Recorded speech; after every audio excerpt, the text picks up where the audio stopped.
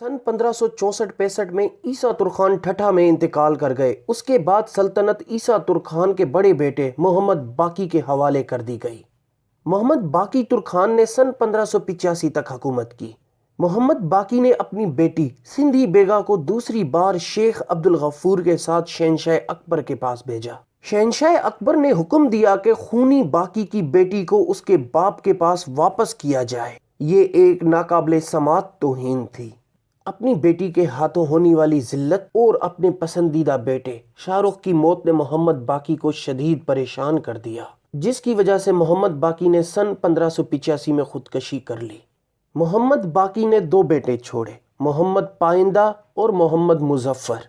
रईसों ने बड़े बेटे मोहम्मद पाइंदा की हिमायत की, क्योंकि उस वक्त मोहम्मद मुजफ्फर जो बदीन के गवर्नर थे, अपने वालिद बाकी तुर्खान की मौत की खबर सुनकर सबसे पहले ठठा पहुंचे थे, लेकिन उसको शहर के बाहर इंतजार में रखा गया। ये देखकर वो वापस बदीन चला गया।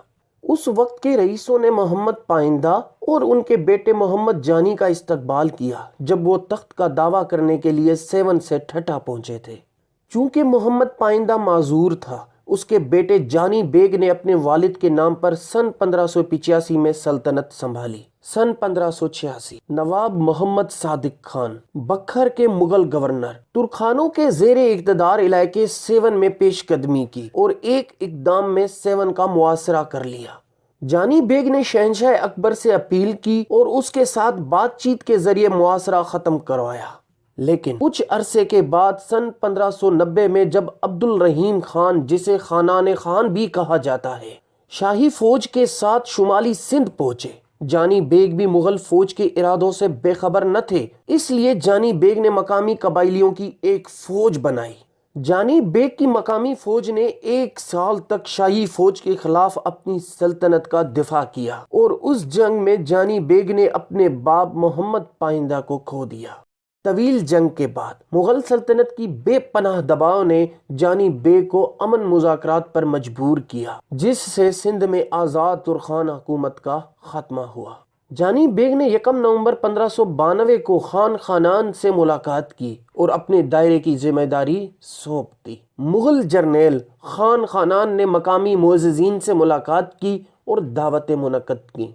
जानी बेग ने खान खानान के हमराह शहंशाह अकबर को 28 मार्च 1593 को लाहौर में खराज अकीदत पेश किया।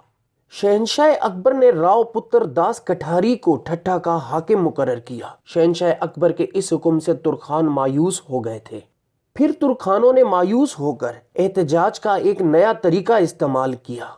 10,000 मर्द, खवातीन और तुर्खान कबीले से ताल्लुक रखने वाले और उनसे वाबस्ता बच्चे ठट्ठा से बाहर चले गए। फिर तमाम दस्तयाब दस्तकारी को दरिया में डालकर दरिया और तमाम दरिया की तिजारत और मवासलात को रोक दिया।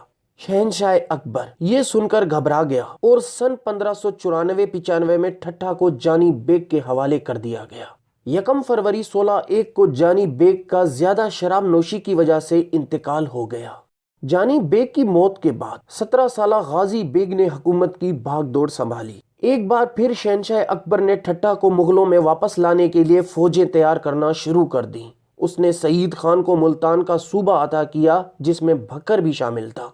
शहंशाह अकबर ने बाबा तालिब असफहानी को गाजी बेग को लाने की हिदायत के साथ ठट्ठा भेजा। गाजी बेग 6 अक्टूबर 1604 को आगरा में शहंशाह अकबर के सामने पेश हुआ। जानी बेग को ठट्ठा का गवर्नर बनाया, लेकिन अदालत में रहने का हुक्म दिया। शहंशाह अकबर के 1605 में वफात के बाद शहंशाह जहांगीर ने भी गाजी बेग को वापस जाने की इजाजत देने से इनकार कर दिया। ताहम जब हरात के फारसी गवर्नर ने कंधार पर हमला किया तो जहांगीर ने गाजी बेग को भेजा। जब फारस के बादशाह शाह अब्बास ने सुना कि हिंदुस्तानी फौज अपने रास्ते पर है, तो उसने पसपाई अख्तियार की और फारसी फौज को पीछे हटने का हुक्म दिया। वहां पहुंचकर गाजी बेग ने कंधार पर कब्जा किया।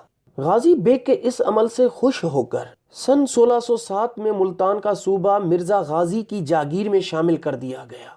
हालांकि पूरा ठट्ठा का सूबा जागीर में उसे दिया गया था और अब ठट्ठा से लेके मुल्तान तक सारी हुकूमत गाजी बेग की थी। غازی بیگ کا انتقال 1612 میں قندھار میں ہوا۔ غازی بیگ کی میت ٹھٹھا لائی گئی اور ان کے والد جانی بیگ کے پہلو میں دفن کیا گیا۔ ہسٹری آف پاکستان کے اگلے ایپیسوڈ تک اللہ نگہبان۔